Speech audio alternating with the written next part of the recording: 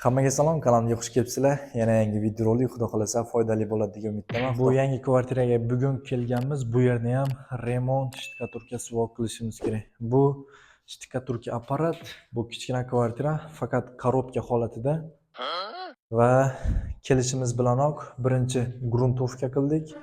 Mana ko'rishlaringiz mumkin, sariq rangda. Keyin mana bunaqa mayak qo'yib chiqdik. Bu mayaklarning orasi 1 metr, 1,5 metrdan qo'yilgan. Mayakni bu mana bu pastda turgan lazer yordamida qo'yganmiz. Shunday lazer yoqiladi. Yoqilgandan keyin ikki tarafga lazer tushiriladi.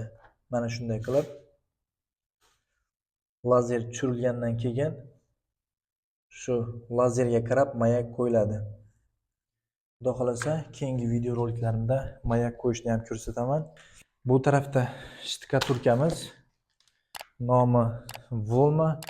Bu shtukaturka faqat shtukaturka apparat uchun ishlatiladi. Bu tarafga ham mayaklarimizni qo'yganmiz va ahamiyat bering, bu yerlarga mana razniy material har xil. Bu yerda blok bo'lsa, bu yerda monolit, o'shaning uchun bu yerlarga setka qo'yganmiz. Обязательно setka qo'yish kerak. Bu tarafda ham bu tarafni burchagiga ahamiyat bering, bu yerga ham setka qo'yilgan. Mana bu gazoblok bu monolit, o'shaning uchun setka qo'yilgan. Bu tarafga ham qo'yilgan. Va mana bunday mayaklarimizni qo'yib chiqqanmiz.